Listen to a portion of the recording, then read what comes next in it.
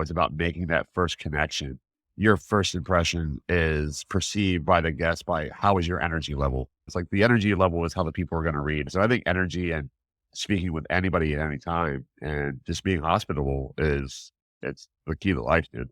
Hello, and welcome to the Randall Osche podcast, where we create a safe space for meaningful and thought-provoking conversations. We have long-form interviews with entrepreneurs, thought leaders, artists, and changemakers in order to deconstruct their journeys and to pass out valuable life lessons and life-changing perspectives for listeners like yourself, so that you can, as Randall says, learn their lessons without their scars. So whether you're tuning in on your daily commute or during a workout or cooking dinner, we are happy to have you join us. So take a seat, relax, grab a cup of tea, and join the conversation. Now, let's dive into this week's episode.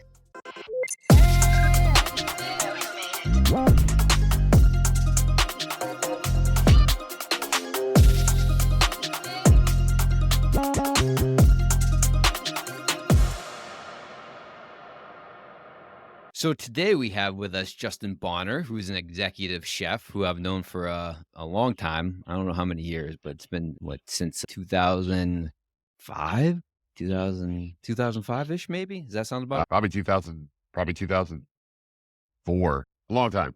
2004? Yeah, I think so. Somewhere in there, a long time. But yeah, I wanted to, first give my appreciation to Justin for making time to spend with me on the podcast and go through this. So Justin, how you doing today? Today's great. Every day after a hard day in a restaurant, you wake up, you're positive, you just tackle the next obstacles of your day. And from there you move forward and just continue to grow and learn and be positive with life. So everything is great. I love the attitude. So we covered this a little bit just as far as, I guess, the theme of this podcast, but for our listeners or new listeners, what I'm really interested in sort of like deconstructing individuals' journeys and how they got to where they're at, right? I've probably said this on other episodes before, but I'm always reminded of a Steve Jobs quote that he gave during a commencement speech for the University of Stanford, where he talks about, you can't connect the dots looking forward, right? But as you look back, every event in your life, led you to where you're at, right? There's connective tissue there. So, Justin, I guess with that in mind, how did you become, get from where you started to becoming an executive chef? I guess what I've always loved to do is I've always enjoyed cooking. I grew up in I guess not a poor family, but not a rich family in Western Pennsylvania. My mom always took care of my brother and I when my father went on and made a living during the week there. So I didn't get to see him until the weekend. So she always cooked for the family day, night. And, being my grandfather, my grandmother always cooked big family outings and stuff like that. And I was always intrigued. So when I turned 16 there, I started getting a restaurant job in a hotel, the Clarion Holiday Inn, which is still there, but I'm not anywhere what it was when I started. Bussing tables, whatever, working the buffets, and showed an interest. So then went to the kitchen and washed dishes and started learning salads and joined the line cook position. And I think before 18, I was running the Holiday Inn kitchen for 2 years without an executive chef while I was still in high school. And it really sparked my interest. And from there, I got hungry, considered culinary school, but then I just kept asking questions, just exploring my explorations there of what happens when I do this? What happens when I combine these ingredients? And it just built me up to be a very strong culinary individual. And working all the way from through Clarion, Pennsylvania, there I moved to Arizona, where I worked at Newman Marcus Cafe as the kitchen manager for 3 years, as well as I worked for a company called Houston's as a side gig. And from there, it's like, I went to another major restaurant corporation in Phoenix, went all the way to California, was working at about a $4 or $5 million a year restaurant as a kitchen manager, like a second in command. And after that, I reached out to a friend of mine I knew in Arizona who was opening a place out in the Hamptons. And I guess I just came out here on a whim and a prayer, just through a phone call, association from another person. And here I am. I find myself in my 12th summer as an executive chef out in Hampton Bays, Long Island, where we're doing anywhere from $7 to $8 million a year annually, with our busiest season being obviously summer in the Hamptons would be, May to early October, depending on the weather. So, I mean, that's kind of what put me here. And it's challenging myself every day, but it's very tough work. It's very stressful, but, I enjoy what I do. I enjoy the stressful environment, and it's great to be able to think on your feet, when you have something thrown at you, to be able to be like a fire marshal, to be able to prevent fires before they happen and see 20, 30 minutes, Yeah. 40 minutes into a service, where you'll have 65 menus dropped at you every 20 minutes, and you have a party on the lawn, and you have another party going upstairs, like private parties, and also dealing with to-goes for Uber Eats and DoorDash now because those are really big opportunities for money in restaurants, but sometimes it's so busy, I just turn them off. Like, we have to take care of our guests in-house first. Yeah. But, I mean, that's kind of a nutshell Yeah. how I came up and where I'm at. Yeah, sometimes you gotta make those business decisions that to forgo the Uber Eats so you prioritize next Yeah, you year, have to take right? care of the guests that are in-house first before you have to take care of everybody else. Yeah, yeah. So, a lot there. Thank you for sharing. I wrote down some questions I wanted to follow up on. First, what was, growing up, right? Like, your family cooked, and then you mentioned your grandparents and you would or they would cook for family, like, holidays and things like that. Do you remember a favorite dish you had growing up or your favorite family holiday dish or favorite holiday meal? Now, like, growing up in Pennsylvania, I mean, Randy, you should know as well as I do that anything, like, made back home is comfort food, and it's hard to put your finger on a favorite, but I would say top 5 would be, like, my grandmother's homemade canned tomatoes and macaroni and cheese, where it's just, like, Longhorn cheddar baked on top of macaroni with canned Ooh. tomatoes, so that's a favorite. My step-grandmother's 5-bean baked beans, just phenomenal. My mother's beef stew, ham and scalloped potatoes, anything like that. Just like you got my heart right there if I see any of that at the table. Yeah, you had me at, ham and scalloped potatoes. That's a forgotten one, but a favorite of mine as well. Part of my desire to do the podcast is I think that through your story, there's a lot of things that people can take away, and if it catches the right person at the right time, I think it will help them on their journey to say, like, maybe become an executive chef or maybe get a job, right? So one of the things that you mentioned is that after you went to Arizona and then California, you knew somebody that was opening up a restaurant in Hampton Bay. Is that correct? Well, one person I worked with, and I'll leave names out of it just for, appropriate reasons, Yeah, but yeah. we worked in Arizona together and California. They knew each other through association for years prior to me working with them. My owner was opening a restaurant in Hampton Bays, and my affiliate that I worked with in Arizona, he had gone out as, the liaison to get the restaurant open. And he's like, let me reach out to Justin. He's like, I know the perfect person to come out here that we need out here. Strong, very, very willed and very on hand and I guess very experienced to run this restaurant. So that's when the phone call came in over, I was actually at a current job and it was a phone interview driving through, he was driving his Jeep like through the woods or whatever. And he's like, yeah, he's like, be here next week. He's like, and you can start. And I'm like, all right, cool. So that's when I just packed up and I moved back to Pennsylvania and then I drove out to Hampton Bays.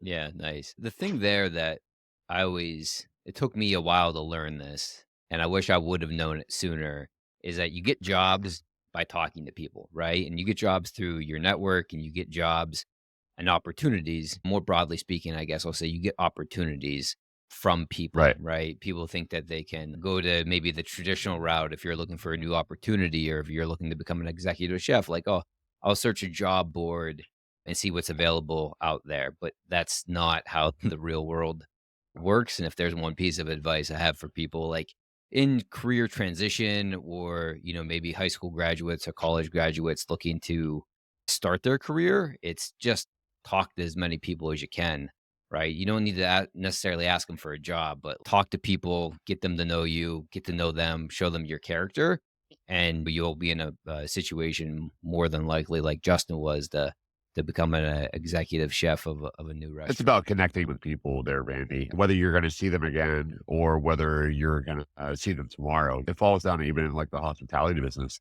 It's about making that first connection. And, when you walk up to, say you're walking up to a table to greet a table that sits down in a restaurant, your first impression is perceived by the guest by how is your energy level? How is this person? Like, that's going to make their first impression is like, how are you approach the table? Like, hey, welcome to the restaurant. I'm such and such. How can I get you? Or like, hey guys, like, thanks for coming in today. Like, how are you doing? What's like, what are we looking at today? Maybe some apps, some entree, like some apps, some drinks. Like, can I get you a margarita? Can I get you whatever it may be, like a buffalo shrimp, or like, can I get you some awesome like truffle fries we have, or, would you like a glass of wine, or would you like our house sangria? It's like the energy level is how the people are going to read. And that's going to be like making a connection. So I feel like in hospitality that can go along with anything Yeah. as far as like, you're meeting people standing in line at Subway to get a sandwich. You just happen to have great energy and you're Yeah. saying hello and being friendly and courteous. Is like that energy could turn a conversation to somebody. Like you could be standing beside a CEO for a multiple corporation. You have no idea, but you didn't make that initial, I guess, have that initial energy to spark a connection with anybody who would want to continue a conversation with you. So you could be Yeah. standing beside Steve Jobs for all you know, or even like Elon Musk and not know who they are. But then you start a conversation and it just builds the grounds from there. So I think energy and speaking with anybody at any time and just being hospitable it's the key to life, dude. Yeah, I would agree. And the thing that baffles me sometimes is, I mean, that's a skill set in itself. But to me, it's like, I guess it's easier for some people than it is maybe for others just to be cognizant of like your energy level and be open to having conversations with everybody and being nice and hospitable to the people that you encounter, right? Especially if you're doing it like as a business, right? But it baffles me that professionals don't do that as much as they should, or I don't see that as much as I would like to see it. And to me, that's the easy part, right? It's the easy part to be a human and express empathy and to inquire and ask how somebody's day is going, right? Like if you're mad, for instance, if you call like a customer service line because you have an issue with a piece of technology or whatever, and you're already upset, but if you get somebody that has good energy, that is actually being empathetic and expressing concern and you feel is being authentic and wanting to help you solve your problem, it de-escalates how you feel about it. And you might be able to get off the call and the problem's still not fixed because it has to be escalated, but you feel much better about the interaction because of how they treated you as a person, right? Let's take a quick break from today's episode. If you're enjoying the conversation, please take a moment to look us up. You can find Randall on Instagram at Randall Osche, that's spelled at RandallOsche. And you can catch the show notes and other resources at randallosche.com. And now back to the episode. But one of the things that I did want to touch on, and I was thinking about the different ways to ask this question. As an executive chef, I'm sure there's a lot on your plate, but my initial thought was, oh, like, hey, Justin, what do you do as an executive chef? What does that look like on a day-to-day basis? But I think, and having worked in hospitality a little bit myself, not as an executive chef, of course, I'm sure different days look differently to you. So maybe just walk us through your week and what some of your main responsibilities are as an executive chef. I guess for starters, I mean, especially in summertime, it varies from day to day to day. But I guess a good week synopsis would be Monday through Fridays. We're having a restaurant like 7 a.m., sometimes 6 a.m. on a Friday, Saturday, Sunday. But we'll do Monday through Friday first quick here. Check in with my prep team downstairs, open up all the stations, make sure everything's properly rotated, nothing's out of date, taste check, quality check, everything like that. Everything's in shelf life. Start turning on the equipment, check in the orders as they are received. Look at the lineup, make sure we have everybody in place for schedules, adjust the prep list for needs to be on a day-to-day basis, check out the reservations, see what we have, where our pops are going to be, make sure we have people, places, and things that we all need in place. You know, Start to grab the products to bring upstairs because our prep team is in the basement of a restaurant. We're a three-story restaurant with the basement included. So we have ice machines in the basement, go up a flight of stairs, first floor of the restaurant, then we have a second floor of the restaurant, and we also have ice machines outside. So you imagine like going up and down the stairs. There's 15 steps and we go up and down 1,000 times a day just to get to the prep kitchen and like the walk-ins downstairs. Start carrying product up for the team members when they start coming in to set up the prep list, for the line upstairs. Jump in, help my team out. You start getting everything prepped, whether there's BEOs or parties. Start marking off all the proteins in the morning for the later parties. That way we're not interrupting service because we only have one kitchen for service. So everything has to be done in the morning. So you have to be very organized, very precise. And ultimately, I'd say the hardest part of my job is being organized. Time versus organization is the toughest part of my job where I'm at as an executive chef. And every other restaurant differs, have their pros and their cons and their weaknesses and their strengths. But I'd say my biggest challenge is time and preparedness / organization. But that's like Monday through Fridays. But I mean, like that's on a normal day. But then even on the weekends, we open a half an hour earlier for brunch service. Obviously, getting busier and busier. Example is yesterday I had $1,800 worth of produce come in before 11 o'clock. That's a lot of produce. I don't know if anybody understands like how much a case of tomatoes is like $39, give or take, but $1,800 worth of produce is a lot. And then the day before I had an order come in. I had probably $14,000 worth of product come in on Saturday between fish, Big House, which would be Cisco, and like another purveyor, DeCarlo, like our major, like our meats, our cheeses, our dairy, like all that kind of stuff. So that's a lot of product. It's like probably 400 cases of product to come in that needs to be put away and organized, before we open at 11:30. So I have a team of people helping me to put that away, but also I'm in the mix of helping on a Saturday, Sunday, like putting that kind of stuff away. So on top of what I said the Monday through Friday with the organization, on top of that, on the bigger, heavier weekends, I mean, there's a lot of product to put away, and we're pushing 150,000, 175,000. We're not quite the $200,000 weeks, and that's just sales for the week for the restaurant. So, but we're getting there, and I think this year we're going to probably push like $220,000 to $240,000 weeks in sales, probably the month of August. But that's kind of like my day-to-day routine, I guess. Like, at the end of the day, once I start winding down, my out times mean nothing. If I'm out at 5, like that's just that's a general inquiry of what time I leave. But obviously, if they're getting smacked in the window or the service is very, very busy, I'm going to stick around and support my team. But usually after like everything's set up, I hand the torch off, I'll go organize the walk-ins, make sure we have stuff ordered for the next parties coming up the next couple days. Then I'll do the orders for the next day, make sure we have enough produce coming in. I'll look over the schedule that my sous chef writes and make sure it's ready to post, it's in budget, we have enough coverage. Yeah, that's pretty much how like my week works. I mean, it's going to vary from week to week, but that's a general gist of what is accomplished by me, I guess, a week. Yeah, man. That sounds like a lot of work and a lot of steps and a lot of heavy boxes of carrots. Yeah, So it is. kudos to you. Though not the only thing I'm thinking about, but do you have a step counter? Like, do you have a Fitbit or anything like that to count your steps? No, I used to. I think at one point I did. I think it was, I definitely was averaging 12,000 steps a day, and that was on a slower day.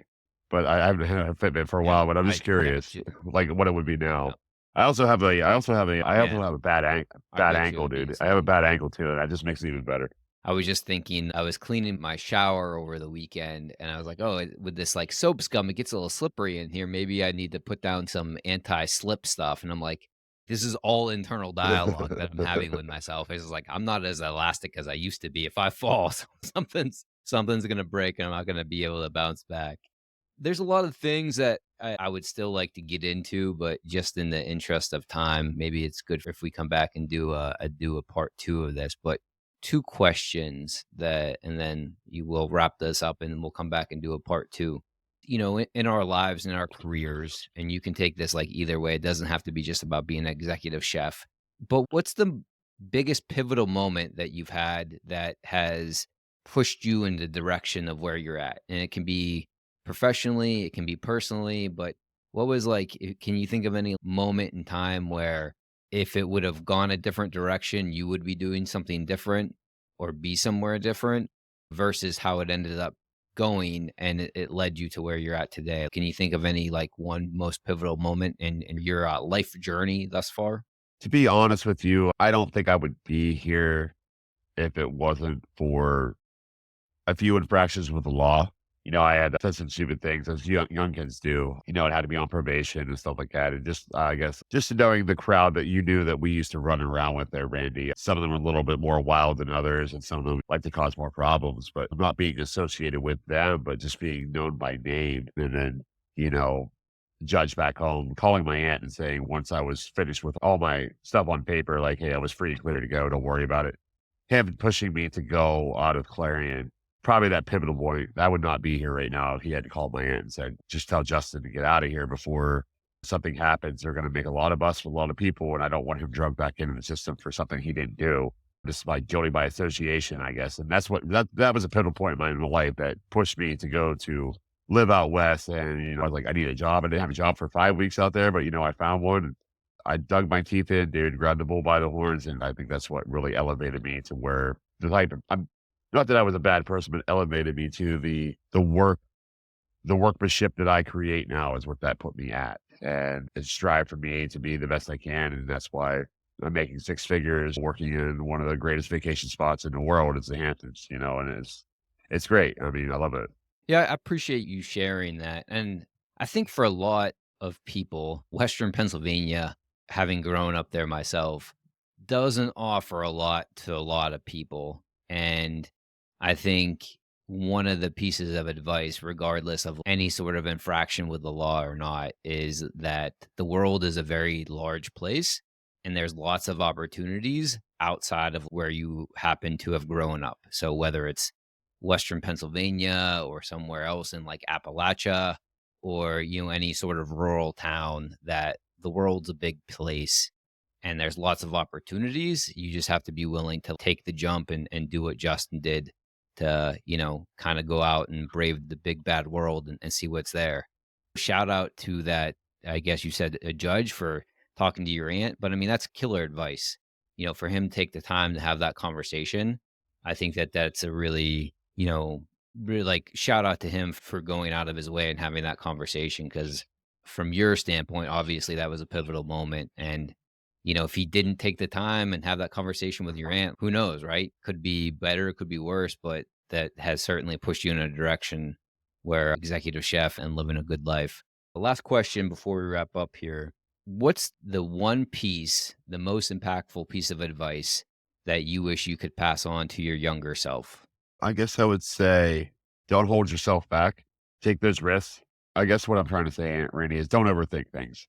Don't overthink things. Take the risks and keep your head on straight. And I think I would have even come a little bit more on top if I would have just had a little more confidence in myself and just push myself a little bit harder instead of being hesitant on jumping on an action or something like that. Yeah, I think I would agree. I mean, that's another question I try to be careful with how I ask. But like one of those things is taking risks. I was very risk adverse, through I don't want to say most of my life. I don't know like the time frame or duration I would want to say there.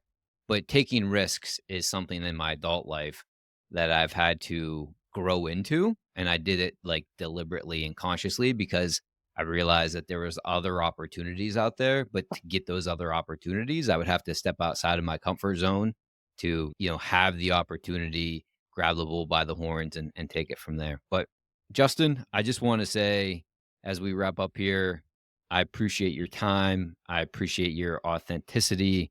I appreciate you sharing your journey to where you're at. And I'm hopeful that somebody that needs to hear this from somebody else outside of their circle network listens and they take some of your life wisdom thus far and apply it to their journey. And that gets them further faster. But appreciate the time, Justin. Any final thoughts you'd like to share with the listeners or share maybe what you're working on next, if anything? No new projects next. I definitely always still have a food truck in mind. That's my next adventure. Traveling across the states with my own culture of food truck where I bring a taste of Long Island to Dallas, Texas, or, Austin, Texas, or I bring a New Orleans, Louisiana food to Southern California. That's kind of the theme I'm going for, where each different area of the United States there start out as kind of a different theme of food. Bring in Taste of Miami to Arizona. Just that's kind of my project going on the side there. Don't want to be working in, I guess,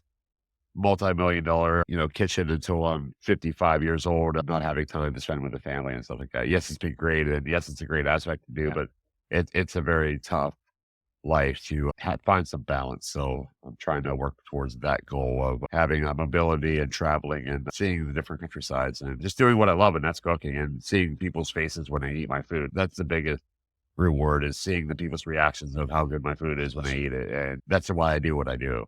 I love it, man. I love it. Let me know when the food truck happens. I'll make sure I'll stop by wherever you're at. But again, Justin Bonner, executive chef, signing off. See you guys later. And that's it for today's conversation here on the Randall Osché podcast.